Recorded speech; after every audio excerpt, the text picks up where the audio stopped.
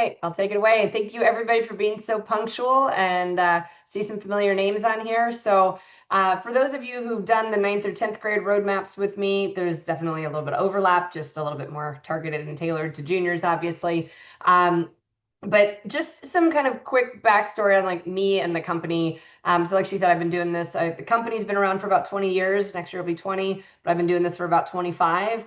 I went to Northwestern University in Chicago. I worked in admissions a bit while I was there and have been in this space kind of ever since. So we were one of the first kind of one-stop shop admissions companies out there where we do test prep, athletic recruitment, all the stuff. So we try to talk about as much as we can. So anything in our area of expertise, I'll cover as much as we can tonight, but there are topics we just don't have time to get into. I know there were some questions about athletic recruitment or about specific majors.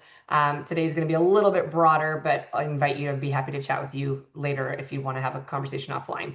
But yeah, our average acceptance rates are about 4 times national average. 97% of our kids end up in top 100 schools.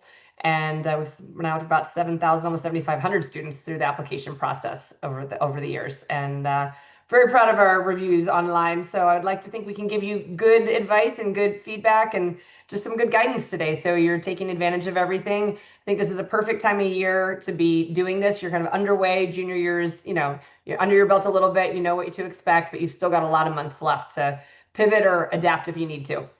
So this is something, if you've done any other webinars with me, I always lead with because I think it's important for parents in particular to see the changes. So this is something, if you look at UCLA, USC, Stanford, UChicago, Tulane, TCU, and UT Austin. Try to pick random schools, all very good schools, but from kind of all over. Showing you, this is, our class. This is technically actually class of 93 high school. It's incoming class of 97 for college. So this is how many applications there were back when basically us parents were applying, right? This was a reasonable number, it felt like. Then you get to 10 years later, the common application now exists, right? It's easier to apply. People can apply online. You're no longer typing or handwriting your everything out. It's easier. So you can see these numbers starting to move up, right? Everything's getting bigger. 10 years later, you've got this where it is just getting rough. Right now, you're up. Some of them are like 3 to 4x where they were to begin with. And it's starting to get murkier. So this is something that we said, like, you really saw a big difference kind of in this decade because kids started applying to way more schools than we used to apply to. But part of it, so if you get into 5 schools, you've wasted spots at 4, right? You threw off the acceptance rate at those. And then it's a self-perpetuating cycle. More people apply to more places. The fear-mongering continues. By the way, I apologize. This jumps to 2028, but I was updating for a year ahead. So anyways, this was last year's seniors. So you can look at this. UCLA, 145,000 applications. You look at UT Austin, you look at TCU, Tulane. All of them are up about 5x where they were when we applied. The size of the school has not changed much, right? So that's the other big thing to kind of keep in mind is that it's not like proportionally everything is getting bigger. It's just muddied waters. So when you hear about all these things that have changed, this is a big part of it, is that I think it's important to understand that it's because it's so hard to stand out and what grades are expected, what activities are expected. It is not what it used to be. Right. So looking here, I just always kind of point out in the 90s, like our era, and some of you were before that, some of you were after that as parents, but giving you kind of a sense in the 90s, your top schools, your Stanford, Harvard, Yale schools were 15 to 30% acceptance rate, right? If you had an unweighted GPA of around a 3.5, 3.6, like you're really good. National average was a 2.68. A few APs was amazing. You only needed a few generally to get into those top schools. They wanted well-rounded students, right, who played sports, musical instruments, run student government, and they just wanted a good essay, right, just make sure you were a functional writer.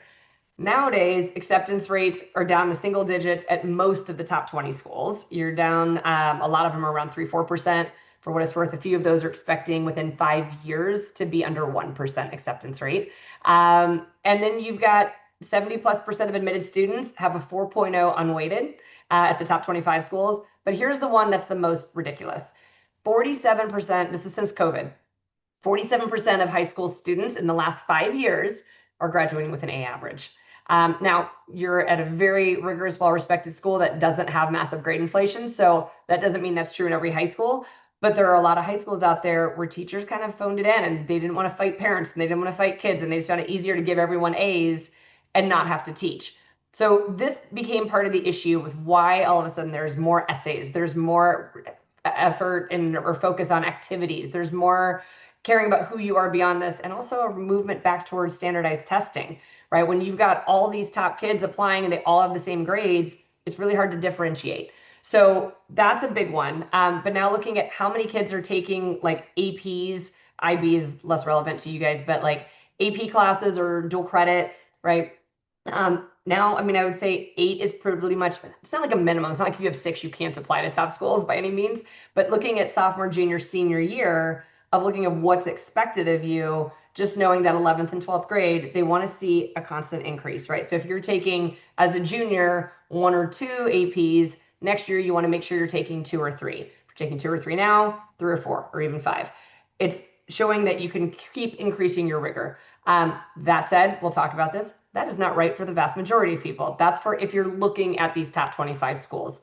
So I will do my best today to kind of clarify what's like a thing that you really only need to care about if you want those really competitive, again, top 25 schools, or if you just want to go to a really good school and have a little bit healthier of an approach. One thing that I always like to clarify too, there's 2 ways to approach this entire college process because it is a very stressful, overwhelming process, regardless of how you approach it. But I like to think of this 2 ways. If you are a kid or a family who is like, look, Stanford or bust, right? Or Harvard or bust, or whatever the school is, some really competitive school, you have to kind of work backwards, right? You have to say, this is the type of student they're accepting. This is what they're looking for. What do I need to do to become a candidate, right? The healthier, more organic way to approach this is throughout high school to take classes that challenge you, that you're interested in, like sincerely and authentically, do interesting things, get out of your comfort zone, try stuff, and then see what happens, right? And then by the end of junior year, look at your grades, look at your test scores, look at your activities, see where you'd be a good fit. The latter option closes doors, but only some, right? It's healthier. It means less stress. It means you're kind of saying, look, I'll end up where I'm supposed to, but I'm going to still put the work in, right? I'm going to challenge myself how I can. But if you're looking for that top 25 type school, it's a lot more working backwards of going, I need to make sure I'm doing X, Y, and Z. So that's just something to kind of clarify that you can have very different approaches to this process than, a friend or even a sibling. So keep that in mind. The last 2 things here is that schools are now speaking your spiky or specialist students. Depth, not breadth, is another way I've heard it phrased in admissions offices. Do I think this is healthy? No, but this is the approach. They're looking now for more of a well-rounded class of different areas of expertise and specialists. So if you have the kid who's really into, I don't know, Polish poetry or history, and then you've got a kid who's into like biomedical engineering, they want people who have passions and interests who come to create a really interesting class, as opposed to a lot of well-rounded kids showing up without any specific depth. I'd like to reframe this so it sounds a little healthier, to think of it as, what are you excited about and are you pursuing it, right? Less that you're trying to determine the course of your life, and more, well, if you say you're interested in creative writing, are you doing creative writing? Are you actually entering contests and writing things and, developing your skills? If you say you're interested in medicine, are you volunteering at hospitals? If you think of it that way, I think it helps justify a little bit more where this movement's coming from. But I also think it's tough because college in my mind was and should be trying to figure out who you are, what you want, right? Trying classes and subjects you didn't even know existed. So don't underestimate the power that still holds when you get to college. But in the meantime, they are looking for kids who've shown that depth. Okay, essays requiring profound reflection and a unique voice. This is another thing that, I mean, I cannot tell you the number of my friends back when I applied who wrote their essays the day before it was due, wrote a pretty solid essay, sent it in. They know how easy it is now with chat. It's even a different issue, right? When you have AI and all these other options, but it's got to be really profound. It's more about introspection, self-reflection, having depth and layers. It's not just tell them a story. So just know your essays are going to be way more next level and difficult than what you're used to in a normal essay for English class. So students, when we dive into this, we're going to cover a lot. We're going to try to cover like the main parts of a college application in this presentation. But while we're doing this, the thing I want you kind of thinking about in the back of your head, Why do you want to go to college? This sounds ridiculous because everyone's like, seems obvious. It's not, because you can't imagine the number of family fights that we see about what parents think they're supposed to be doing in college, what the kids think they're supposed to be doing in college. So, you as a family at the dinner table, is it just to get a good job? But when you boil that down, is it about having a specific degree? Is it about the networking and the people you meet? Is it about being in the city where your industry really thrives? What about get a good job is college for you, right? If it's about learning about the world, learning about your place within it, is it about being prepared for a better grad school, for law school, medical school? These things change your list. They change how you approach things. They change what you're after. So think about that. And also think about the top right and bottom left are actually somewhat similar, which is, are you looking for the best school or the right school? Like I reference rankings in this when I talk about top 25, just because it's an easy way to kind of say these are the types of schools I'm talking about.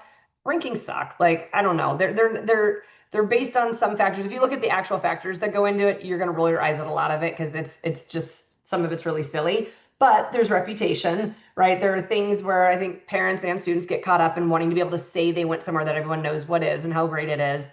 But looking for the right school can be a really great school and a school you're going to be proud of and still be challenged at, but that you can still thrive at because you're not overdoing it. You're not overcommitting to something that's you're just going to be scrambling for 4 years, right? That's not necessarily the solution either. Which leads back to how comfortable with stress are you, right? There are some kids that are so stressed in high school and are like, I just have to get to college and then it'll be okay. But they're aiming for colleges that are going to be way more stressful than high school ever was. So ask yourself, like, again, how are you defining success in this process? To me, it's going somewhere that you can thrive. If you're going to be trying to survive for 4 years, that's not the right place. And then the fourth one, the bottom right, I personally think is way more important than some people give it credit for, and that's more parents, which is, what do you want your experience to be outside the classroom? You're only in the classroom a few hours a day, right? So if you're at college for 4 years and you're taking 3 or 4 hours of classes a day, right? Some crazy days you might be 5 or 6, slower days you might be even 0 or 1 or 2.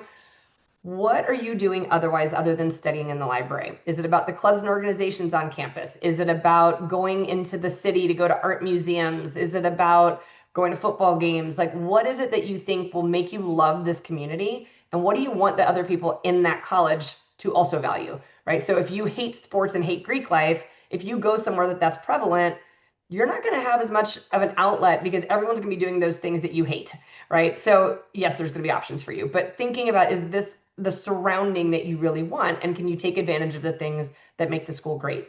So we're going to talk more about the college list at the end of this, but I just want you thinking about these things because some of the stuff I'll mention that might be somewhat stressful about the grades and the test scores that certain schools want. I just want you in your own mind going, do I want to be aiming for those? And if you do, paying very close attention. If you don't stress too much. Okay, we're going to talk about GPA and test scores here, but I want to always clarify. So for most great schools, they want all four of these. You're never going to be amazing in all four of these categories. Every college cares about GPA and test scores, and that is relative though, right? There are some schools that if you have above a 2.5, they're like, great, scholarship for you. Like, we'll take anybody with above a certain number. There are other schools that you could have a 4.5, your average. But each school still has a general number. It's not a cutoff, like they won't look at you beneath it, but they're expecting a certain caliber of GPA and certain caliber of test scores if they're a school that looks at test scores, right? So that's what gets you looked at. The other three categories are what get you in, especially to those top 25, even top 50, close to top 100 schools. They want kids who are going to be a good influence and a positive impact on their campus. So the three things that they're looking for, and when we work with students, we always say, if your activities serve one of these three purposes, you're good to go. If it serves none of the purposes, make sure you're doing it because you love it, not because you think it's actually benefiting you. So academic exploration, this is when we were talking about, if you say you want to be a doctor, but you never volunteer at a hospital, or you never take an advanced bio or chem class, and you didn't join the medical club or whatever it is, they're going to kind of question how dedicated to this are you, just wanting to be a doctor because mom and dad said to be? Then that shows through. So they're looking at how authentic is your interest, and are you going deep? Are you sincere in your love of learning, right? So look for opportunities outside the classroom, not just in the courses you select, but how can you say, I want to be a business major. What are you doing to pursue business outside of, there's an intro to business class, kind of thing, or an econ class? What else is there, right? Community impact, again, we're going to go into all of this more, but I always highlight, to me, this is very different than volunteer work, right? Volunteer work is awesome. Do it for sure. It still falls in this category. But the thing that really moves the needle for colleges is, what are you doing? Think about being proactive, taking initiative. This is a kid who looks at a problem and goes, that could be better, right? I noticed the problem and I've come up with a solution. That can be a very tiny issue, right? It could be something where you're like, I'm going to replace our plastic silverware with bamboo silverware, whatever it is, right? You can come up with things that are small. You can come up with things that are huge. We'll talk about this, by the way. This is not a normal thing. Most kids are not, changing the world by 17. But I do point out, like, because the small things are also very viable, these make amazing essays and immediately stand out on an application, because most kids don't have this. It's not normal. So if you come up with ideas or you get excited about something, again, we'll talk more about this, but this is a big one to differentiate yourself. Unique interest is just showing that you march to the beat of your own drum. So if every activity you're a part of is what a normal high schooler does, like, think of what your friends do, right? What are your activities that are unique to you? Because if you have, like, I had a kid who he flew drones competitively, like literally went to Bulgaria to the national drone flying competition, which I did not know was a thing a few years ago. I've had kids who jumped rope competitively. I had one who was a poet and entered poetry contests all over. It's the things you do because you actually love it and it's just for you, right? It's not because, well, all my friends play soccer, so I joined the soccer team, or my friends joined the Red Cross Club, so I joined that club. They want to see what you're doing in your own time that you care about. It doesn't make you smarter. It doesn't make you better. It makes you more interesting. And it makes the colleges trust that you're going to show up on campus and have an authentic experience and go, like, try things that everybody else aren't trying, and you're maybe going to convince other people to do the same. So these are the factors that we're going to talk about today. These are kind of the four. So let's start with GPA and test scores, because it's obviously the most straightforward. So if you think of GPA and you think of your grades at school, think of that as high school academics is how you compare to your classmates, right? So GPA and grades, like we said, every school has kind of a general range they're looking for, every college. Rank and rigor, just to talk through this, rigor, that includes if you're doing honors, if you're doing dual credit, if you're doing AP, right, and looking at the weighting, they're basically looking at it as, are you taking the easy way out? Or if you're capable and you have good grades, because, by the way, if you're struggling, don't challenge yourself. Like, do well at the thing that's in front of you, master that, and then eventually maybe move on. But if you're getting straight A's and you're taking all regular classes, colleges look at it as one of two things. Either you don't actually enjoy learning and you don't really want to challenge yourself, or you can't, right? Neither are great messages. So if you're getting straight A's, make sure that the next year you're considering, how do you ramp that rigor up, right? How do you show them that you can handle more? Class rank is always one that, just to kind of clarify. So y'all are like a lot of other schools where you only go through top 10%. If you won't know your ranking if you're not in the top 10%, right? And that's for all of the, special treatment you in-staters get in California, I'm in California, I have to say it, in Texas, that we don't get when we apply into Texas. So thinking about UT Austin needing top 5%, all of these. But the reason I bring up rank is it's not about the number. It's about knowing that, how do you generally compare to other kids at your high school, right? So at Plato West, what's a normal number of APs? What's a normal number of APs? Like, if you're looking at how many AP exams, not just the classes, we'll get to in sec two. All of this stuff helps factor in, but the rank is really like, are you taking advantage of more than most people? That if you are saying, I'm taking 2 APs, even if you have straight A's, the rank's not going to be as high, even because they're just looking to see, are you challenging yourself, right? But the other thing is, there are schools like Dartmouth and Yale and some of these that, if you look on their websites, which I have some screenshots at the end of this, it says 97% of our incoming class were in the top 10% of their high school. And this just puts into perspective, this is, again, never a kiss of death. There's still 3% that are not in the top 10%. Generally, the athletes or artists or musicians, right? But if you're not in the top 10%, applying to those schools, it doesn't mean don't try. It doesn't mean you can't get in, but it shows you that they have a very strong preference for kids in the top 10% of their class. So if you know you are in that, certain schools are going to be kind of looking for that and expecting it. Most schools do not care, right? It is irrelevant, and they're going to love you for you and your grades and different things. But some of the top schools really do look for that top 10%. Okay, standardized test scores. How do you compare to the country, right? Your grades compared to your classmates, that can be subjective, right? You could have a teacher who is lazy and easy and gave everyone A's. You could also have a teacher who's like had a vendetta against you and hated you for some reason and gave you lower grades. Hopefully that never happens, but it does. And so they can look at grades and go, it's subjective, right? But test scores are objective. This is something where your SAT or ACT, the only reason I put that is more important is that everyone can take them. Not everyone's taking AP exams, right? There are more schools like UT Austin went back to requiring a lot of schools, Georgia state schools, Florida state schools, Tennessee. Like a lot of these are now saying we want scores back because too many people have great grades. We don't know how to differentiate. So SAT and ACT helps them compare apples to oranges, right? Different high schools, different states, different kids to see really what you've learned, what you've retained, what your ability level is. AP exams, though, is a very close second, and it's a reminder that the exams themselves are actually standardized tests, right? Your AP class isn't. Your AP class, you could get an A in the class, but if you get a 2 on the AP exam, it's pretty clear you didn't learn what you're supposed to learn, right? That A was probably kind of bogus and, again, probably handed out like candy. Now, on the other side, let's say you get a B in an AP class and you tried really hard and you worked really hard, but your AP exam score, which by the way, they're out of 5, if you get a 5 on the exam, which is like an A in a college level class, colleges are going to be like, oh, well, that B probably there was like one bad assignment or something, there was one glitch, right? They're going to look at it as like, that's a fluke. That the 5 will not outweigh, but it'll help balance a less than perfect grade. But the other way, if you have a great grade and not a great test score, it doesn't always work that way. It generally more undermines whatever the validity of that grade was to an extent. So take them seriously is the point. I have a lot of kids who are like, well, I don't know the point. I don't think it matters. It does. Both the grades and the test scores matter.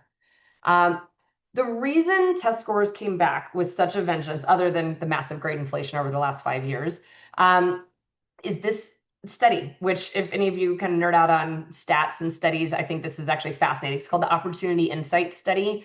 And in 2023, what they did was Brown ran point, by the way, and Brown, for those of you who don't know, is like one of the more progressive schools. You can like basically not get grades in half your classes. You can create your own major. You can do all these things. It's very like come learn about the world, create a path for yourself. So for them to do this study and release it was a big, everybody stopped and paid attention because what they realized is that there was a far higher level of predictability if you look at test scores to college grades than high school grades to college grades. So if you look at the one with the yellow or orange, whatever color that is, you can see somebody who has a 3.1 is more likely to have around a 1200, a 1200 on the SAT would give you around a 3.1 in college, right? But if you have a 1550 on your SAT, you're likely to have like a 3.7 in college, right? It's a very, like that line of best fit's pretty aggressive. Like it's pretty clear there's a couple slight outliers and then the missing test scores, the kids who didn't test or didn't have them. But if you look at the high school GPA, you can see a kid with a 3.1, right? And the high school GPA has like roughly a 3.4 college GPA, but also a high school GPA of 3.8 is around a 3.4, right? They're not that far off. So when this study came out, and it goes way deeper, by the way, it also looks at grad school, it looks at jobs and professional work. It was really interesting. But as soon as this, literally the week after this came out, all of a sudden colleges all over America were like, we're going back to standardized testing. We're going to require it again. So the movement from COVID, when it was optional, there was a very quick flip when this study came out in 2023. And every year since, more and more schools are going back to test required. So this is where you can see, yeah, test scores have more predictive power than was understood. Straight A's is not enough to know whether students are going to succeed, because that was also the biggest issue is after COVID, a lot of the schools that went blind or optional had kids like Caltech was one, they went blind. So blind meant they would not consider test scores. They had all these kids at Caltech, which is one of the best schools in the world, showing up, and it turned out they didn't really know math as well as they thought because everyone got A's during COVID at their schools and everybody got in, and they had like one of the worst classes they've ever had because they just didn't know what people were capable of. Now, if you look at their average scores for Caltech, it's basically perfect scores. So this is why, so just giving you kind of a background as to why test scores are more important. Here are the 4 categories colleges fall into. So as juniors, you should be looking into this. You should be thinking about this. So if you're looking at colleges that are test blind, most of those are going to be in California or along the West Coast, the new school in New York City. But that's kind of it, right? It's the Cal States, the UC, so Berkeley, UCLA, et cetera. Reed, which is small liberal arts college, more north. Some of Oregon and Washington there's a couple out there, but there's not that many. But these are schools that if UCLA is your dream school, they won't look at test scores. right? So it's not even, you could get a 1600, you're not allowed to send it to these schools. They will not consider it. It's not a part of the process. We're going to skip test optional for a second because this is the most confusing one, and I want to explain the others first. So test required, let's go to the far end. Test scores must be submitted. Also easy, right? Georgetown, MIT, Purdue, UT Austin, Brown, Stanford. I listed like more of the competitive schools, but then when you start realizing, like, look, all the state schools I mentioned earlier are also very competitive, but it's not just like, oh, the top 20 or 25 schools are requiring it. It's like, no, this is more of a movement. This is becoming more common. So you can always look, every college lists this on their website. If you look at like admissions policies and requirements, you can see what their policy is. Some of them have been announced at a year or two out that it's going to change next year. It already changed this year, wherever we're at. But blind and required are kind of easy because they're telling you, we're not going to look at it. You have to send it. The middle ones, test flexible, we'll touch on first because there's literally 2 schools that will probably hit on your radar. There are a few others in the country, but most don't do this. When they say test flexible, they're counting APs and IB scores as standardized testing, like we talked about. So if you do poorly on the SAT, but you did well on your APs, Yale and NYU are saying, just finish your APs then. We'll count that enough. We don't need to see SAT or ACT. Test optional is the murky one. So test optional is they may be submitted. And so most of my students are like, great, then I won't because I don't want to have to test. It's not how it works. What test optional really means is, will it benefit your application or do you even need it? So think of it this way. If you have, a beyond amazing GPA, and so you've got a, 4.6, you're taking a million APs, you've got straight A's and everything, and you're applying to a school that the average GPA is a 3.8, right, weighted. All right, you're so far above average there, your test scores, it's going to be hard to compete with your GPA on a test score thing, right? So you're already way above average. Sending them an average test score would only bring you down. You might, in that case, not want to submit test scores unless they're incredible, because the reality is they may not even really help you. However, let's say you have a 3.6 and you are applying to school where the average GPA is a 3.8 or 3.9. You kind of need something really strong to show I'm below average on GPA, but my test scores will prove I have the ability, I have the potential, I have the underlying foundation of an education that will make me successful at your school, right? This is actually the majority of schools in the country. The test optional thing is, like I said, more schools are moving back to required, but there's a bunch here saying, look, we're going to tell you, if we really think it's important. The one thing that's nice, and again, I'll show some of this at the end, some schools actually list what % of accepted students the year prior submitted test scores, which is awesome because it gives you a sense of like, oh, only 30% of kids submitted test scores. But if it's like 70 or 80%, then you probably want to be doing it if it can benefit you. So optional there is no magic number. I know a lot of you submitted questions about like, what's a good test score? What's a good GPA? The reality is it depends on where you're applying, what you're looking for, but also what the other one is, right? If you have a crazy high GPA, test scores don't need to be as high. They should both be high. It'd be amazing if they're all high. But just keep this in mind. With test optional, it doesn't mean do you want to test? It means, is it going to benefit your application? And if your GPA is a little low or even average, you want to be testing if you can. So this is something I always say to you guys. So by the way, I'm born and raised Texas. I'm from Texas. I know everyone there takes SAT. That's just how it has always been. ACT has gained a lot of popularity nationwide. It actually became more popular than SAT about like 6 years ago, right before COVID. And then SAT shortly after announced all these changes because they wanted to get some of that market share back. So they're both huge, right? So don't think of it as like everyone takes the SAT. No one appreciates or respects the ACT. With our students that we see from all over the country and all over the world, most of the students that we work with end up liking the ACT better and improving more. It's not a knock on SAT at all. And if you can get the score you need, great. But ACT is a little bit more of a linear progression. You just kind of keep improving the more you practice and the more you learn. SAT gets into reasoning. It gets into strategy a little bit more. ACT is more, do you know it? Yes or no. And colleges value each equally because they're testing different things, but they're both important. SAT is more testing how you test, how you think, how you problem solve. ACT is what knowledge do you have? Do you know how to solve for the area of a pentagon? Do you know how to use a semicolon properly? Right? They're a little bit more, it's a little more black and white with ACT.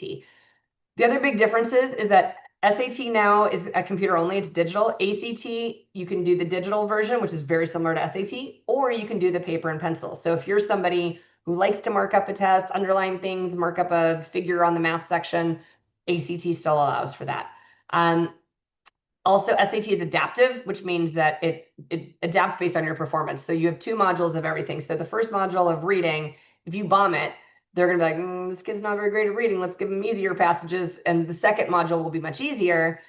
But the problem with that is your score is going to get capped pretty low because they're basically already writing you off as a good reader. So the adaptive, in my mind, is a negative, not a positive. It's meant to actually help with people's stress and anxiety. It's kind of a participation trophy of testing where it's like, all right, you're not good at this. Let's make you feel better about it, right? That's really why it's there. If you're amazing, it won't impact you. But if you struggle at all or have test anxiety, this can cause some problems.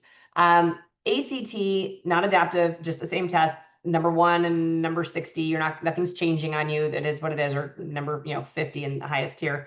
But you can see that from looking at the total questions and the total time, you can see ACT moves faster, right? There's more questions in the same amount of time or even a little less time, which means, but it's because it's straightforward, right? They're just like, just answer the question. Do you know it? That's what we're looking for.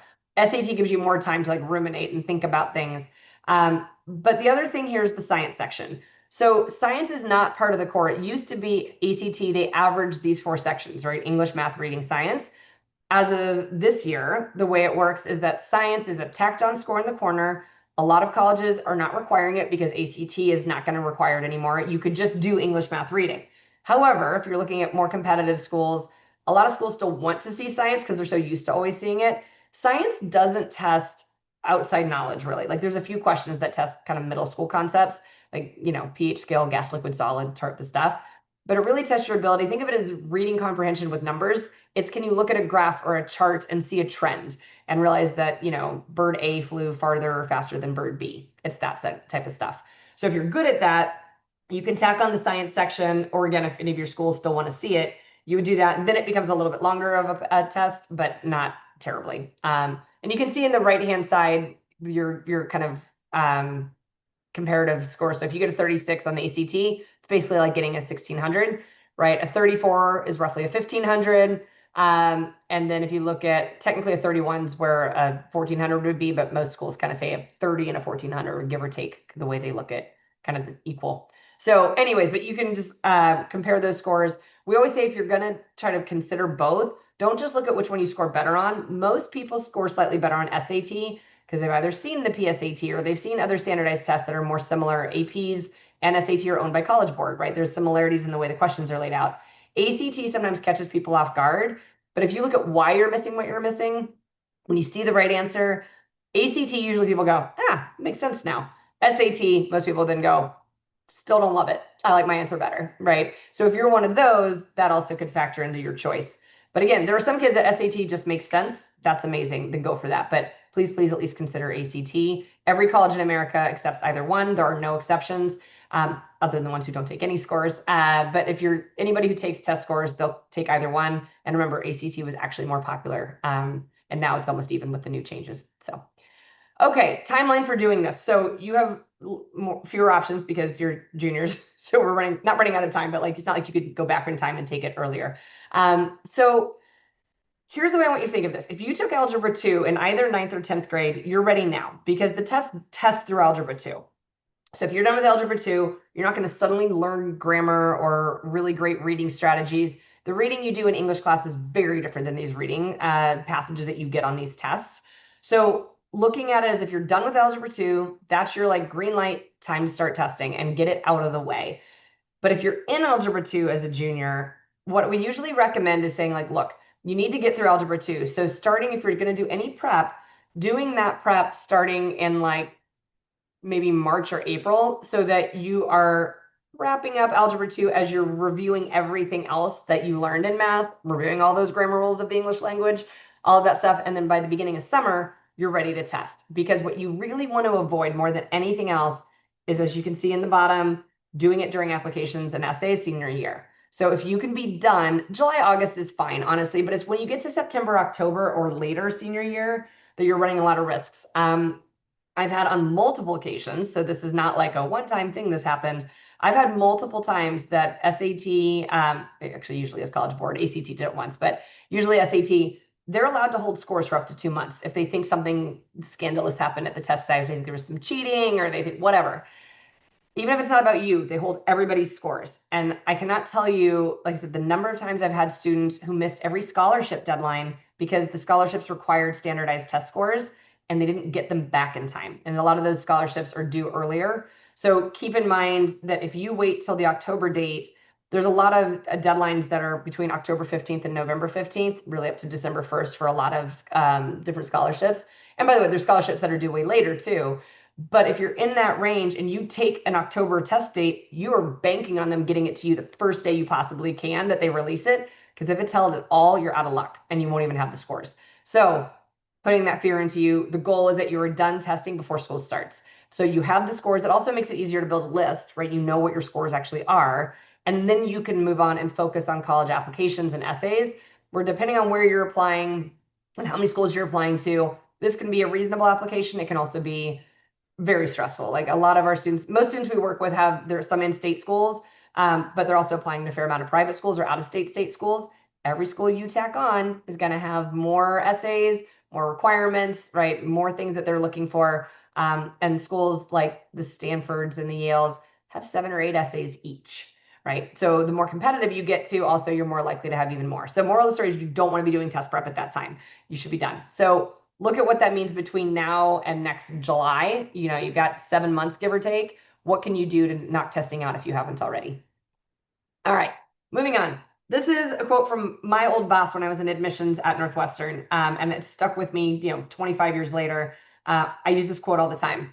The guy said, I look at grades and test scores to decide if a student can succeed academically. I look at extracurricular activities, essays, and letters of rec to decide if I would want the student to date or room with my own son or daughter, right? And the point of that is, okay, great. Grades and test scores tell me if you can hack it here. But are you going to be a good member of the community? Are you going to make it more interesting? Do you have character, compassion, integrity, curiosity, things that make you a good human?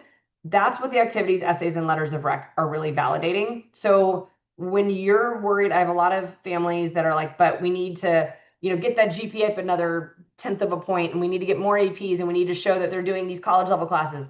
Yes, that's all great. But without these things that make you human, like those 3 sections we talked about on the chart of like the 4 factors, this is what makes the difference. This is what gets you into one of those top schools. You could be valedictorian with a perfect 1600 and you will get tossed aside at most of the competitive schools if you don't have these other things, because they want interesting, dynamic kids who are going to make the community better. So on paper, that has to show through. You don't have to be a super type A captain and president of everything type kid.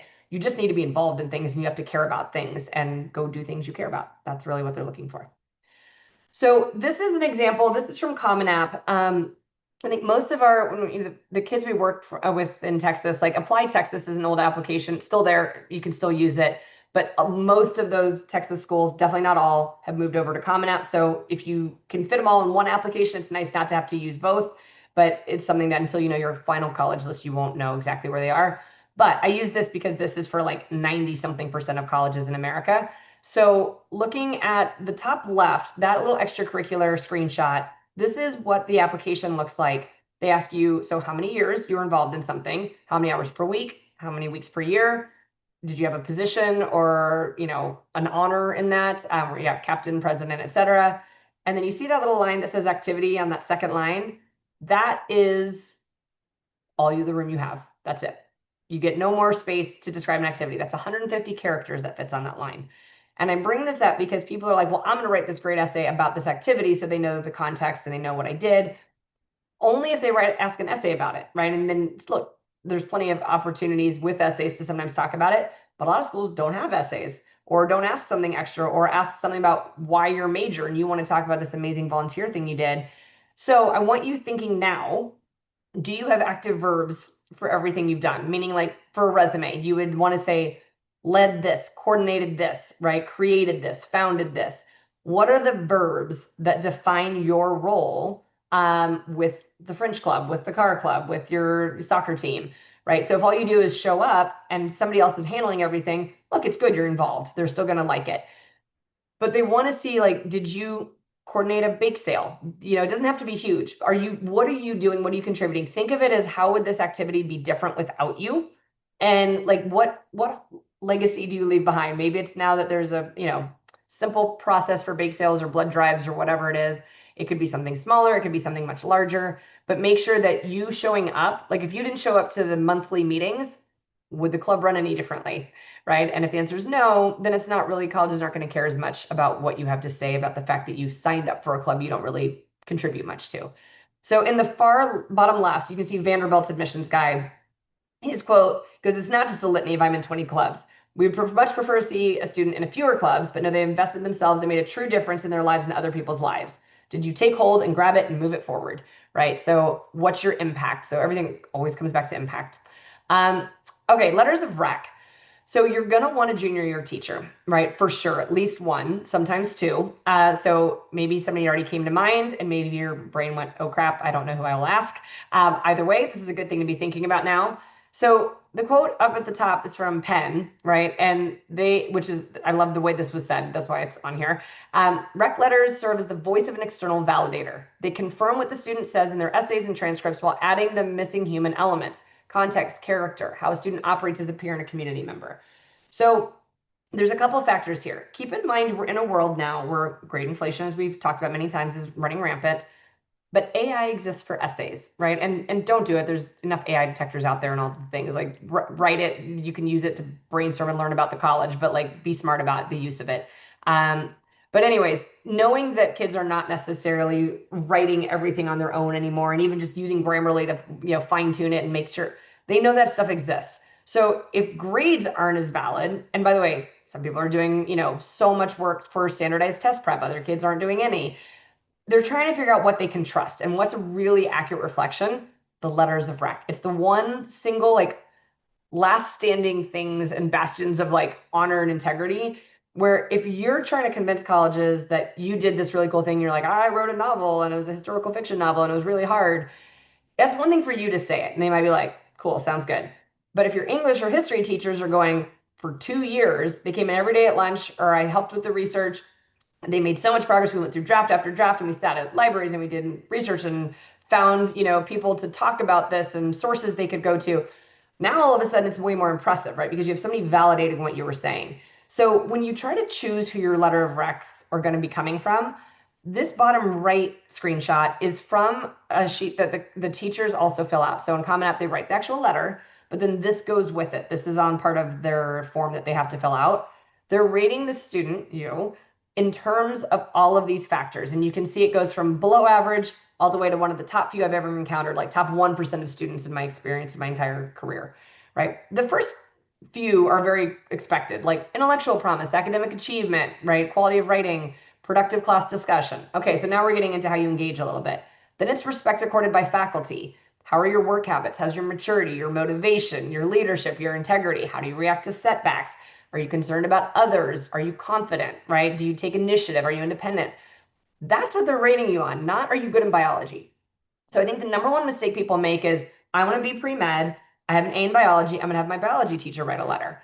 If that teacher could barely pick you out of a lineup because you're quiet in class, you don't engage in conversations, like whether it's in class, outside of class, with the teacher, if they don't see you in the hallway or at lunch interacting with people, if they don't know you, it's not going to be a great letter because they don't have much to say other than, yep, gave her an A, you already saw that, right? So you want to think through which teachers know you as a human and can speak to who you really are. But think of, especially if you have teachers who are also a coach or an advisor for a club you started or whatever it is, who knows you from other angles. There is a chance at a lot of colleges to submit additional letters of rec, meaning it could come from an art teacher, a coach, an employer, right? But in a lot of colleges also don't allow that. So you just have to know that if you have that option, great. But the vast majority of schools are going to want at least one letter of rec from junior year. And there's some flexibility, some schools, but if you pull a 9th grade teacher, it generally just looks like no teachers have liked you since 9th grade. So we don't want to do that. But sometimes if you have somebody you had a close relationship with, I would say pick your 11th grade teacher who's the best. And then maybe your 9th grade teacher could be one of those other or additional letters and could speak to whatever reason you wanted them to be a part of that. But just make sure that with the letters of rec, you're putting thought into it. And I bring it up now because you want to make sure that this is something that you're having this conversation, making the request by the end of the school year. But I want you thinking about it from their perspective. Like, this is your chance to wow them for the next 6 months, right? Start speaking up in class, help kids in class who are struggling, and organize, like, I don't know, study sessions, or at lunch sit with the kid who nobody's sitting with. Like, yeah, be a good person anyways, by the way. Don't just do this for letters of rec. But like, do things that you can say, like, make sure the teacher actually sees you and knows you, and act interested in the material, not just getting an A in their class, right? These things are going to make your letters much stronger, because you can be an amazing student and have very mediocre letters. All right. Okay, community impact. So when we talk about activities, these are the factors I want you to consider. So you've got community impact, leadership, volunteer work, notable accomplishments.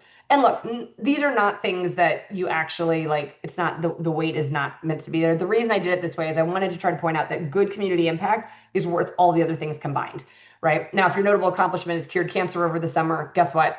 That outweighs everything else, right? There's going to be things that you can do that change this kind of calculus. But this was fun. So the Los Angeles Times one is actually a screenshot of an article about one of my students. So USC football stadiums, the Coliseum, there was a mystery mural that had been there since they did the Olympics back, 80 years ago, whenever it was, almost 100 years ago. And one of my students loved history and loved like Hardy Boys novels, and was bored one summer and was like, I was on a tour of the Coliseum and they mentioned they call it the mystery mural. And he's like, I'm gonna go figure that out. And I mean, I kid you not, USC is a top school. Their own history professors had never been art history professors. No one had cracked this. This kid got just really curious, started digging through things and realizing, well, I've seen that symbol somewhere. When was the first time it was used? Did all this research, cracked it. USC paid him for the research, brought him on to do more. He ended up getting into like every top school he applied to, rightfully and understandably. Also an amazing student, you won't be surprised to know. But I want you to think of like, what's a headline for something you've done, right? These are two examples I always like to give. And look, these are big, right? These are not things normal kids do. I'm not saying like a normal teenager goes and does that. But he truly loved history. He did it because he was bored. He didn't do it for college, because there's no way, if he didn't actually crack it, it would have been pointless. What are you going to write an essay about how I tried to crack something and couldn't, and decided to go back and read novels? Like, that was because he truly loved it, which made it even that much cooler. The puppy love one is I had a student who loved biomedical engineering. And I use, if you've been any of my other ones, I always use this poor girl. If she ever figures out, I use her for years and years as my best example. But she loved biomedical engineering and she loved dogs, right? And she spent all her time either with a robotics club or doing internships in robotics and engineering, or she worked at animal shelters and vets offices. And then eventually we talked about what she could do to combine those. And she mentioned that she realized at the shelters, there's a lot of dogs with spinal injuries that aren't getting adopted. So she and her high school robotics team, she was the president of, 3D printed doggy wheelchairs for all the shelter dogs, right? Which amazing. And she also had her choice of schools, and all these kids went to top 10 schools, right? But I think the point is more, again, came from a true, authentic place of what mattered to her.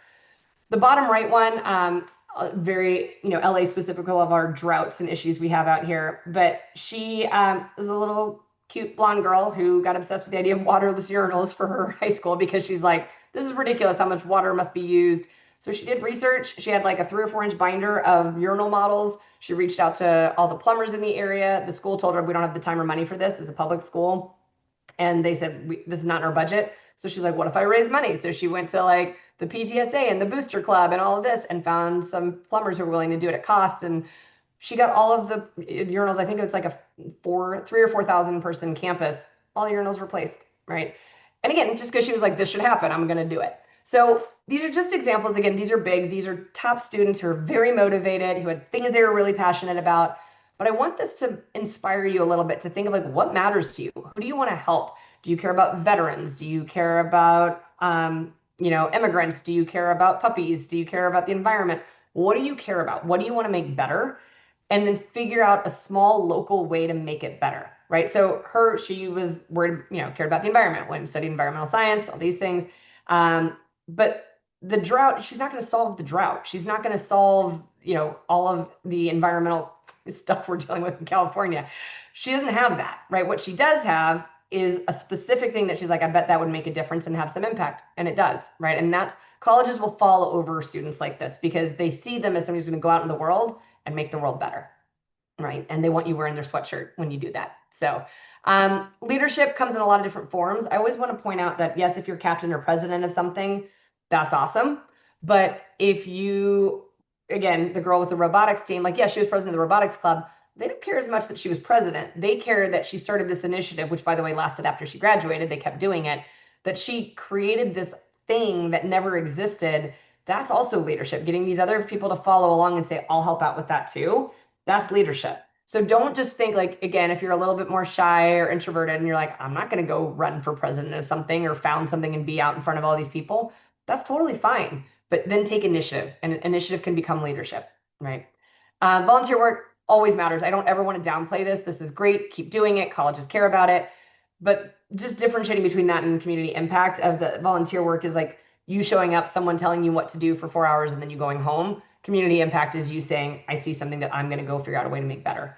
Right. And then the notable accomplishments, like I said, if you cured cancer, if you published a novel, right, anything that's really incredible, they're going to be like, okay, that carries way more weight. But then there's also, a lot of notable accomplishments that aren't that notable and are just nice that you did it, right? So this is something I like to do, especially for juniors, because I think this is helpful. This is so this current senior class, so the current seniors, we asked our seniors, and this is from kids all over the world, also, and they're still US school things, but you've got schools from Texas school or essays from Texas schools, you've got from Ivy League schools, you've got it from random schools.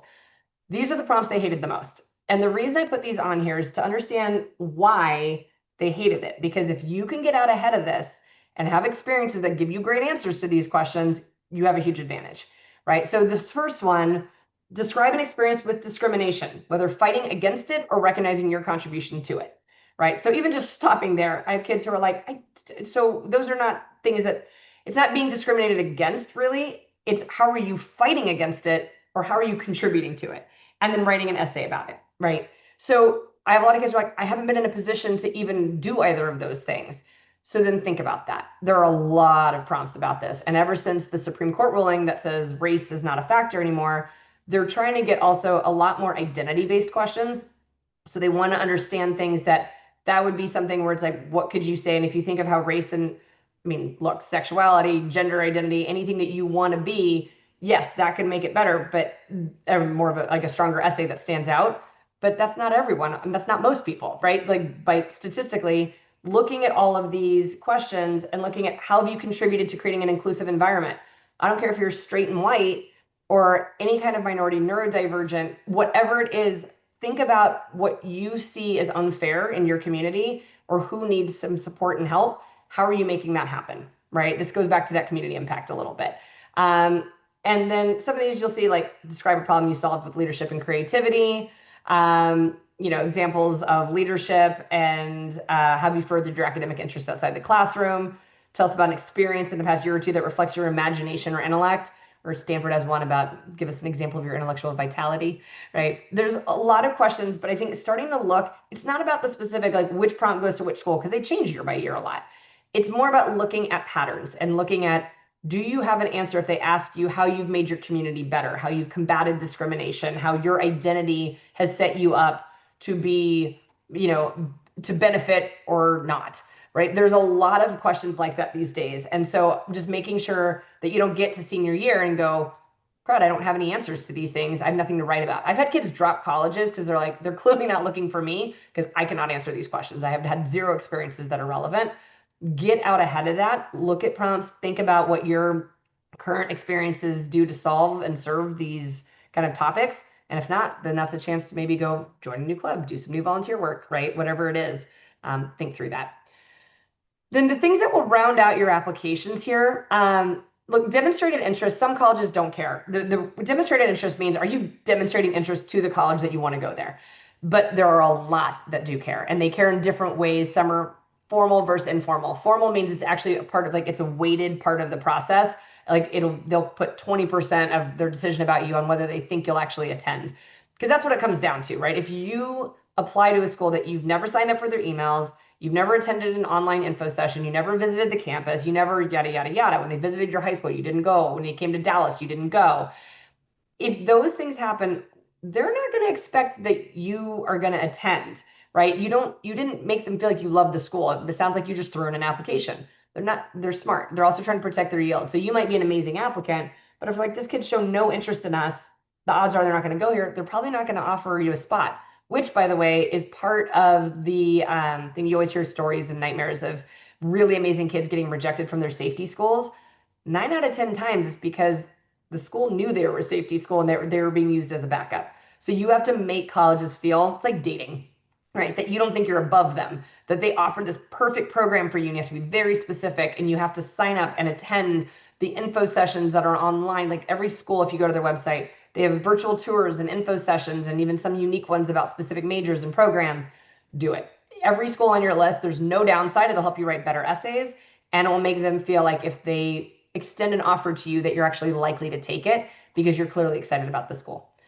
Athletic recruitment and portfolios auditions actually kind of put in the same thing, which is like these both move the needle the better you are, right? If you're the best running back in America, they don't even care if you can read, you'll be fine. Portfolios and auditions, if you're the best opera singer they've ever seen and they have a great opera program, they don't really care about your math grades as much, right? So there are certain things that they're like, look, we're bringing you in because of this skill. It makes up for other things. Most majors, though, are not that way. So I always call like art and music and theater kind of the talent-based majors. But when you're looking at film, things like that. But if you're, whether it's engineering or philosophy, you're still more academic and they want to see broad capability, right? It's not about like, well, math doesn't matter if you're an English major. You're still in the College of Arts and Science. They still want to see both. High school reputation, relationship, you come from amazing school, they have great relationships, but I always point this out because all it takes is one jerk to ruin it in the grade above you or 2 grades above you. Tulane was just in the news because Tulane openly acknowledged that they were going to blacklist a high school for a year and not take any kids because a kid broke the early decision agreement with them, which we'll talk about. But basically, somebody was unethical from that high school, and they said, great, we're done with this high school for at least a year. And it's aggressive to do it that openly and publicly, but that's the kind of thing where the relationship has nothing to do with how great the school is, has to do with, or if a kid, the kids above you that went kind of bombed it and didn't do well and failed out real fast, it's going to make them question the high school, even if it's not about the high school, it's just those kids. So just know there are things that have nothing, they're out of your control. And so there are certain things that this is also why sometimes kids don't get in, or do, by the way, it can go the opposite way. If anybody who's gone from your high school to a certain college has done amazingly, they're going to want more of you, right? It's the same thing in reverse.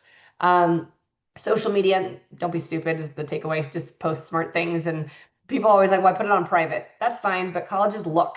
I think the stat now is almost 80% of colleges are looking at kids' social media. If you can have a wholesome image and great photos that make you look like a kid they would want on their campus, it benefits you more. So I just keep that in mind. You can use it to your advantage, not just hide things that you don't want them to see. Interviews, most state schools don't offer them. And honestly, most colleges don't offer them, but some do. And there is definitely a lot of talk. This might start to ramp up with AI and all the other things of them wanting to get to know you a little bit better. So be prepared. Also always look, some schools want you to interview before you apply. Others will not consider you for an interview until you've applied. Sometimes you have to physically go on, hit a button, and request an interview. Others automatically pair you with somebody and then you get an interview later. So thinking about all of these factors of what you can do to make your application stronger, lean into what makes you you, right? So again, if you are, even if you're going to be a pre-med major, but you're really great at singing, maybe you may not be doing an audition because you're not doing it, but there are some that let you attach like a 2-minute bit of you singing. Great. That leans into something that shows them a new talent, shows them a different part of you. But all of this stuff is, what are you bringing that no one else can? What's unique about you? And it's very rarely, look, most things have been done before, right? There's very few things that have never been done before, but it's really about the combination and why do they want you influencing and inspiring everyone else instead of somebody else? So think of, if you have the same GPA and test scores as another kid applying, why you? Just boil it down, even if it's just 50-50, you and one other kid. What's the thing that you bring that shows up on the application? So many families that we work with, the parents are like, he's a good kid. And I was like, that's great. Where does that show up on the page, right? Like, show me where colleges are going to see that and go, we need that kid on our campus. So make sure that it's evident. Thinking of it, like parents, think of it as a resume for your kids. Where on the resume is that going to show up, right? Show, not tell. All right, admissions officers, we talked about that. So yes, who you are and who you plan to become, that's what they're looking for, right? What matters to you? How do these things work together? And what's authentic? Authentic and unique. You're going to hear us use that phrase over and over again, because if you're trying to do what you think colleges want to see, meaning like, I'm going to go work 100 hours at the soup kitchen, that's great. But if no other part of your application shows any interest in helping the homeless or underserved or anything like that, it doesn't really line up. It looks like you're just trying to get hours. But if you start at a club or you also go do this other thing, it's painting a picture that shows things are genuine. And when it's a one-off, it never looks genuine. So just also keep that in mind. Okay, so what does this mean for you as a junior? These are the things that you should be thinking about now. So the one thing I always start here, and this should go without saying, but it doesn't at all in this day and age, prioritize mental and physical health. Nothing else matters without those. And that sounds cheesy, but if you're so stressed or miserable or can't sleep, it doesn't matter, right? You're not going to be able to, you can't sustain that forever. So figure out how to get back to a status quo where it's mentally healthy, you're physically sleeping enough, not getting sick all the time. And then the next thing that matters is grades, right? So once we've got physical and mental health kind of in a good place, grades matter next. Because without grades, they're not going to move on to the next part of the application, right? Standardized testing, SAT, ACT, AP exams, anything like that, you're going to end up like you want to do well on those. So take them seriously. Don't just take it. I would say do practice test before you actually take the official thing, because you don't want to necessarily have, even though most schools like super score, there are some schools that want to see everything or want to see the best single sitting. And you don't want to just like say, well, I'm good at math, but not verbal yet.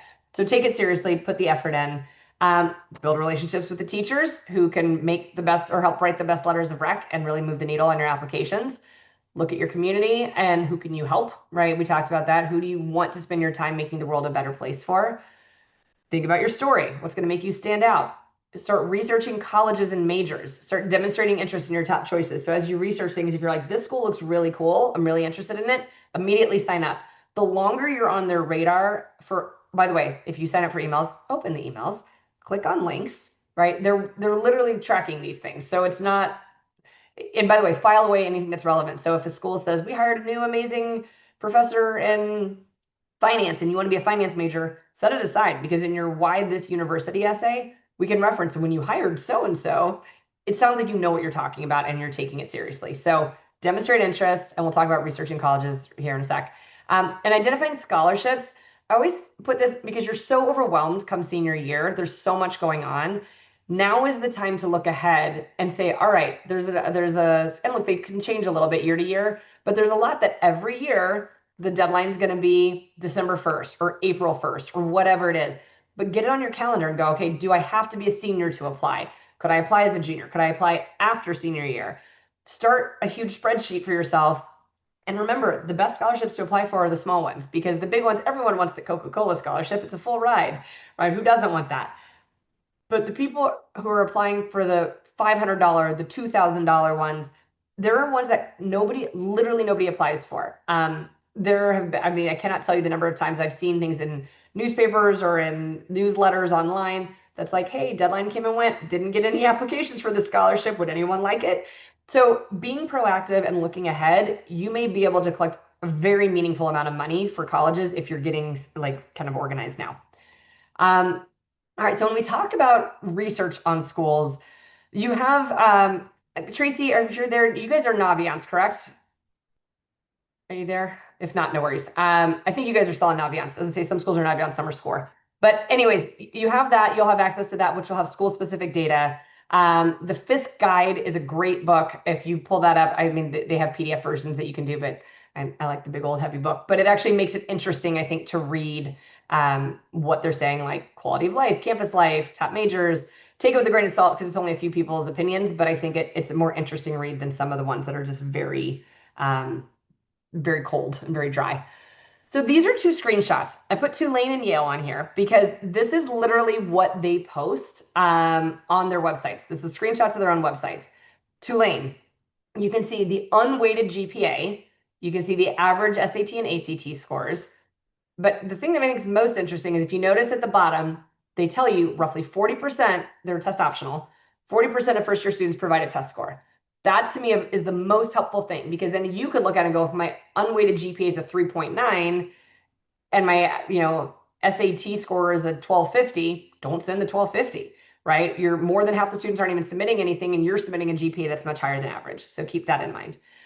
Yale has a lot more information, but also tells you what they're tracking and what they think is important. So it's everything from gender identity to the high school rank, right? Top 10% is on, or sorry, yeah, 97% are in the top 10%.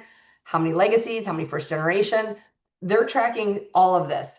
It doesn't mean that Tulane isn't tracking some of that or vice versa, but it tells you that clearly these are things that matter and what they want you to know. So every college has a freshman class profile that were on their website. And by the way, just Google, TCU freshman class profile or SMU freshman class profile.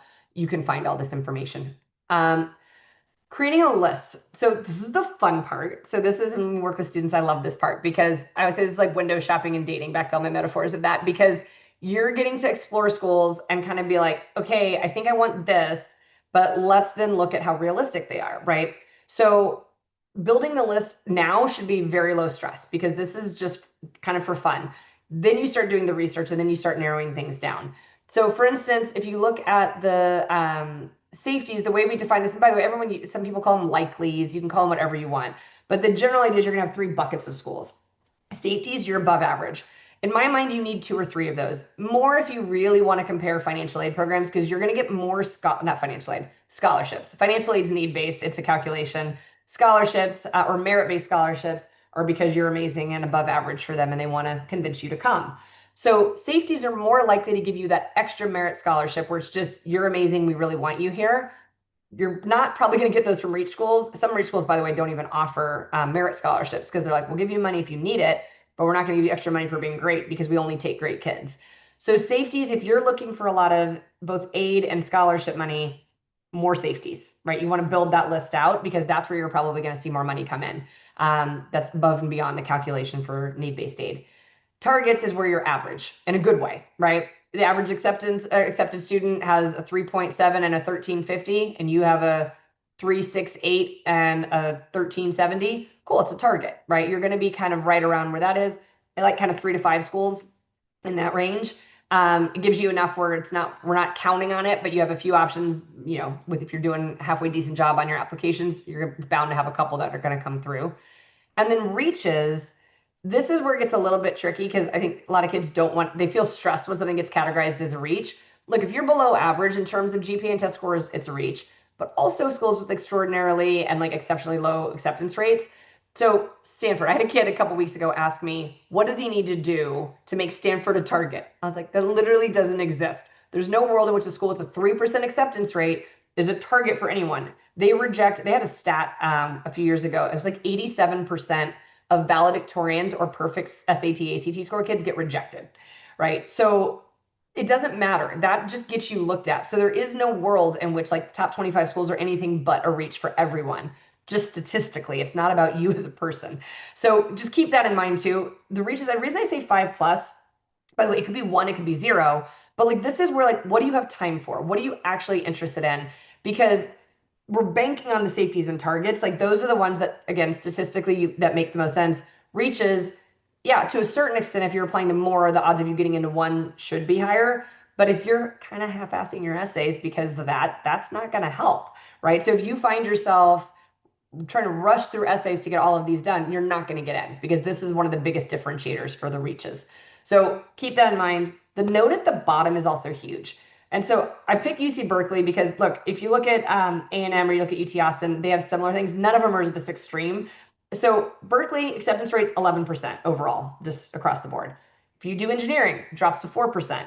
But the crazy thing, because usually engineering is the lowest for almost every school, their College of Computing, Data Science, and Society, which is basically comp sci, 1.9%. It's the lowest in the country of any specific breakout. So if you're like, I want to go to Cal, I want to go to Berkeley, but I want to do comp sci, I'm going to go, are you sure? Like, can we look at other majors in the College of Arts and Science that is maybe a little bit broader and has almost 10 times the acceptance rate? That would be better, right? So make sure you're looking at the programs specific to your interests, not just the overall acceptance rates. And then remember, acceptance rates can change a lot based on the deadline you apply by. So regular decisions, right? I mean, you've got schools like the UCs, UT Austin, a lot of these have pretty early regular decisions that are going to be more around like, mid-November to mid-December is pretty common for some of those more competitive state schools. Most private schools and most other schools have deadlines that are regular that are kind of January, February. You apply by then, you find out by the end of March, you have till May 1st to decide. But so I want to point these out because this completely can change the strategy and the stats. So let's actually start. I'm going to skip over. I'm going to go to early decision first because early decision is the one that moves the needle the most. This is something, if you look at Tulane a year or two ago, their published acceptance rate was like 8%. But that includes all candidates from all different, deadlines.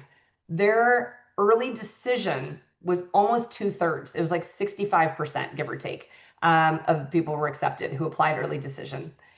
The early action was about a third. It was like 33% of people who apply get in. And then it was single digit acceptance rates, like low single digits. One year it was 1.6%. It was actually lower than Cal, but it's because they took like 100 kids regularly. They took everyone else early that year. They got in trouble for it. Now it's back up a little bit. But if you love Tulane and you're like financially, and you can see you have to be confident that it is your dream school and in your financial situation, because if you get in, you have to go. You're pulling all your other applications from every other school. But if you think of that from a Tulane standpoint, what that acceptance rate difference is, that's insane, right? You look at the TCUs and SMUs have similar stats. Like, it's not, I shouldn't say similar, but multiple times still. It's still a significantly higher number. Most schools that offer early decision have that. So the reason is they're giving you an advantage, saying if you're committing to us that you'll go, if they're even on the cusp about you, remember that whole demonstrated interest thing? This is the height and the pinnacle of demonstrated interest. If you're saying, I will go if you accept me and I've signed a contract, they're more likely to take a chance on you. You have to be qualified. You have to be in the same range of what they're looking for. But that's the biggest thing. All right, so going back to the far left. So early action, same general deadlines as early decision, usually early November. But you find out in mid-December or mid-January. If you got in, you still have till May 1st to decide, right? There's no rush. The statistical advantage is there, but it's not huge. So some schools are rolling admissions, which means that if you apply, early on in the process, they have a million spots open. If you wait till the last day of their deadline, most of the spots are gone, and now they're getting a little more competitive about who they're picking. So early action, I love for kids who come out of junior year with great grades, test scores already done, they can write solid essays. There's nowhere to really improve, right? You're a straight A student who's still a straight A student. But if your grades go down at all second semester of junior year, or let's say ninth and 10th weren't really strong, but junior year is looking better, if we want first semester of senior year to make you look more impressive, amazing, then we may want to wait till regular decision and not do early action, because you're applying by October or November and finding out by December or January, they won't necessarily even have first semester grades to look at. So it's up to you if you think that's going to make a difference, and your counselors obviously at school, or we can help weigh in on that. But it indicates strong interest. It's not binding. It gives you a little bit of an edge, not a huge one, but it's definitely an edge off regular. And by the way, a lot of scholarship deadlines are the same as early action, so keep that in mind too. Restrictive early action is the pain in the butt. I hate this one, and there's more schools doing it. It's basically they're restricting where else you can apply early, but they're not giving you the statistical advantage of early decision. So you're not committed to going. Stanford does this, Notre Dame does this, several of the Ivies started doing this. So what's annoying about that is you are not allowed to apply to, most kids like to apply to University of Michigan early action because it's a great school, you find out early. Nope, it's off the table. You can't do it. It's not even a choice. So you're giving up strategy at a lot of other schools. Restricted early action very rarely moves the needle. If you're a legacy, it can factor into some schools. But it says read why you would do this. Like, it has to be your dream school of all dream schools. And even then, like Georgetown, by the way, has it. They're actually 1% lower acceptance rate for restricted early action than regular. So their restricted early action, just read the fine print on anything. And it just means something's being restricted. Figure out what before you agree to it. Early decision 2 is the same as early decision, you'll be shocked to know, but a second round. So early decision is usually November 1st. You find out by mid-December. Early decision 2 is usually roughly January 1st, and you find out by mid-February. So if you got rejected from your first, so let's say you did Duke for early decision and you got rejected, you could do Vanderbilt early decision 2. Not every school has it, but Vanderbilt does. So if you did that, you would know by mid-February, I got into Vanderbilt, then you have to pull all your other applications, but you're done, right? And you're in. So it still gives you a huge statistical benefit to doing early decision 2, just not as big as early decision. Okay, we talked about identifying scholarship opportunities, kind of doing this early. These are some examples. Terry Foundation is something that is great for you guys, and I know they do a lot for you. But you can see here, like, you take a screenshot of this. These are a lot of good links, and there's hundreds and thousands of different scholarships on a lot of these websites on the right. And then the resources, like Google stuff, right? This is where some of these are going to show up on like scholarships.com, but like the Vegetarian Resource Group has scholarships of up to $10,000. So if you're a vegetarian, literally Google vegetarian scholarships and see what comes up, right? Look at your like nationality, ethnicity, race, academic interests, hobbies, anything that you think that could differentiate you. I had a girl who won like an Armenian thing at some point, and I was like, okay, that was great. But it turns out not many people applied because it was just for Armenian, I think second generation. It was very specific. So look, Google, find things. And then parents, wherever you work, I would always ask, a lot of corporations actually have scholarships for their employees' kids. And they don't always publicize it, but you can always ask HR and see, like, do they have any? Do they have any recommendations? Are there sister companies or parent companies that might offer something? And like I said, there's a million options here that you can find, but start doing that research. This is just looking ahead because I know we're not here yet. You've still got junior year. But thinking of it as, okay, junior year, the date ends. I would say take June to decompress, right? That's your month. That's your relax, sleep in, catch up on life, travel. If you're going to travel, great.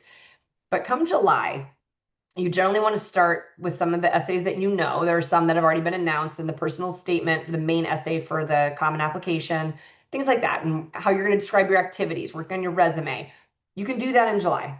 August 1st, almost all the applications go live, right? So now you have access to see what those supplemental essays are by school. So now that you know that, you can start working on those. I know you guys go back, mid-August at best. You don't have much time between them opening and when you go back, but use it. Like, get as much done as you can before school starts. I have so many families who say, well, we want to get done before school starts. It's like, that pretty much won't happen. If you're doing it well, it's not going to happen. But you can make a lot of progress and use those weeks as best you can. CSS profile and FAFSA, those are for your financial aid documents. Those generally open October 1st. And so you would want to start filling those out. A lot of places are more first come, first served. So track that if that's something you're going to be applying for. Early deadlines, like we talked about. So even UT Austin and Texas A&M have a priority deadline of October 15th. Some schools is up to November 15th, but you're in that range. December 1st is a priority deadline for scholarships and financial aid at many schools, which means you have to have applied and submitted your financial aid stuff by then. The actual deadline for financial aid is usually, I think it's like June, but by that point, most of the aid's gone. So don't wait, do it as soon as you can. December 1st, also final deadline for a lot of the like UCs, UT Austin, Texas A&M. January to February, that's most of your regular decisions. January 1st to 15th is the most common, but then there are schools that are going to have February 1st. There are some schools that have April, May, June deadlines, by the way. This is a generalization, so please don't get offended if this is your alma mater. But schools that generally have May and June dates are less competitive because what they're doing is they're letting kids see where they got in by the end of March. And then if they didn't get in anywhere, they can still apply to these other schools, right? That's generally, you're not going to see the most competitive schools with deadlines that late. They're still great schools. They're amazing schools, great education. But just know that that is something that you want. However, if you look at those schools and you're like, I'm going to wait and see, you may be giving up opportunities for scholarship and financial aid by waiting that long to apply. So you may still just want to get it done in the fall and call it a day. Okay, and you will find out by April 1st where you got in, and then you have to decide by May 1st and make your decision. So that's what lies ahead. So I know we covered a lot. I talked as fast as I could because there's a lot to go over. I know we don't have too much time, but whatever questions we have, let's see what we've got, and we can try to go through. And then if you'd like to chat about us, our services, or any support, we're happy to, but we'll do some Q&A now. All right, my dear, what you got for me? Thank you so much, Jen. So we had one question come up in the Q&A. They were just asking, could you briefly touch on recommendation letters again? And they were just a little confused. You don't have to use an 11th or 12th grade, correct? But it's preferred? So 11th grade is generally preferred. I think there are some schools that say strongly preferred or required, not as it's rare that it's actually a straight out requirement. Again, it's usually because you're furthest along in your schooling, and so they're more challenging classes. 12th grade teachers, I would actually discourage unless they taught you another year. So if they taught you in 9th, 10th, or 11th, and so if you've got somebody at Plano West that's teaching in 11th and 12th, amazing. But if you've had them only in 12th grade, remember they're writing the letters in like September. So they've had a few weeks of you in class. Those aren't going to be good letters. But so you do want to have something for junior year in your pocket, and then maybe a ninth, 10th grade teacher as a supplement. And then if there's a really compelling reason why you need ninth and 10th, not 11th, there's obviously going to be extenuating circumstances for some people, but aim for that. Did that answer their questions, do you think? Or was there anything Yes, in that? I believe Perfect. so. Yeah. Yeah. Okay, Thank you so much, hopefully. Jen. Yeah. And then we also had a counselor just wanted to clarify also that they're using school links now, Oh, there you not go. ads. I'll So add that to our lovely slide for you just guys. to answer Okay, that really quickly. excellent. And then yeah, really the only other thing maybe is just to touch a little bit more on dual credits and how that affects Yes. grades and yeah, how that shows up on high schools and colleges. Excellent. So this is something, so dual credit, you guys are also ahead of the curve on this because you actually get, oh, your grades are weighted for dual credit. So it's the same as taking an AP from a GPA standpoint, which is awesome. What I would say is like for colleges, if you do well in that class, like that is a grade for your high school transcript, but it's also a grade for college. When you get there, it's a credit. It means you can take fewer classes, you can graduate early, right? All of the things. But when we're talking about it compared to APs, the only thing that I would say, and this is not a knock, and this is more anecdotal from talking to a lot of people in admissions at like out of state schools, a lot of state, so public high schools in a state, their dual credit works beautifully in state. So if you're looking at primarily Texas schools, dual credit is hard to beat, almost impossible to beat. But if you're looking at private schools outside of it, they understand APs more. It's just a little bit more familiar. It's a little bit more clear. They understand the AP exams. They know how to weight them and how to use them for placement. So just keep that in mind that dual credit, if you're planning on staying in state, I think is the best option, to be honest. But it can be a little bit more complicated if you're looking out of state, especially for private schools. Hopefully that answers that as Perfect. well. Yeah, thank you so much. Yeah. We had a couple more come in really quickly, so we probably have time for these. Is a campus visit looked at for decision making?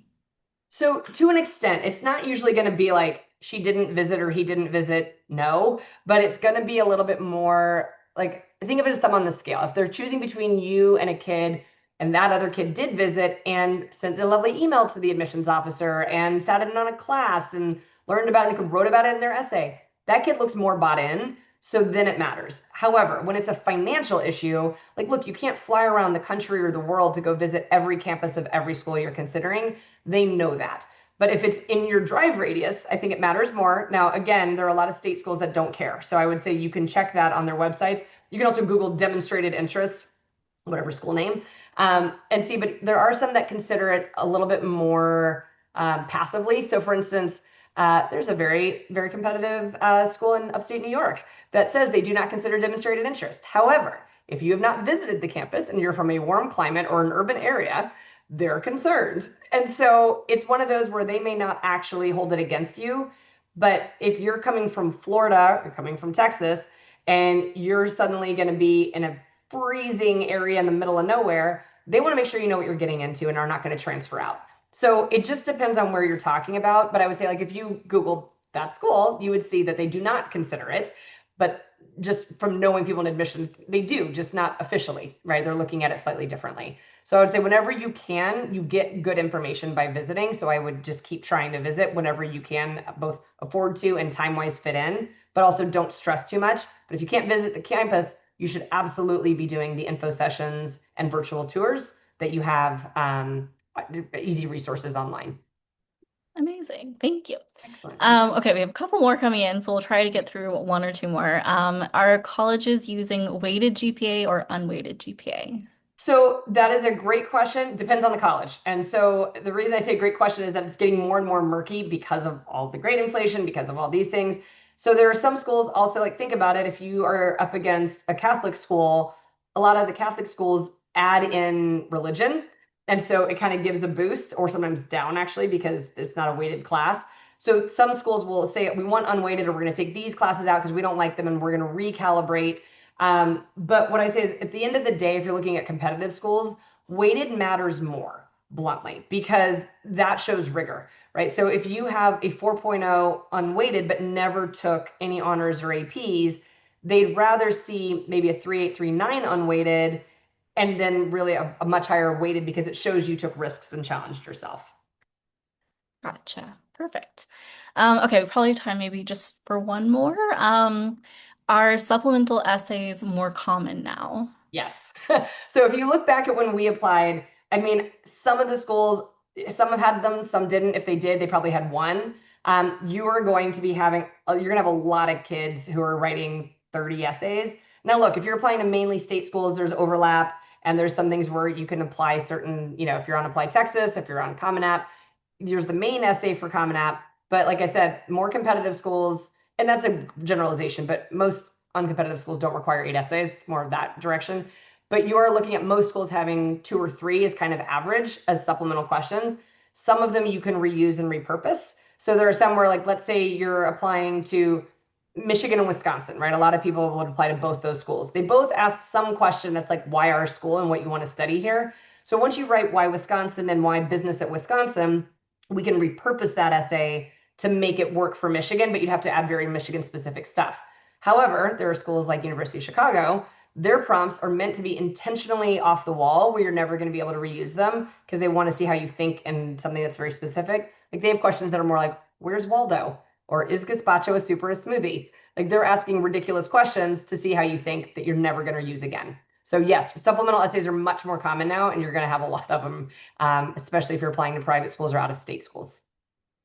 Gotcha. All right, perfect. We have a couple more. I know we have to wrap up though. Do you want to go ahead and wrap things up? I think so. Yeah, I think I want to respect everybody's time, and I appreciate. I know we do have a lot left, so I apologize we couldn't get to everything, but hopefully this was helpful. If you have any other questions or want to talk, I'd be happy to talk to you directly. You can use the info on the screen, but otherwise, you have amazing counselors at Plano West. Use them. Don't abuse them, but use them. Give Thank them as you, much. Jen. I Hey, appreciate Tracy, there you are. it. Thank you. All Yes. So, right. anything you want to add, Tracy?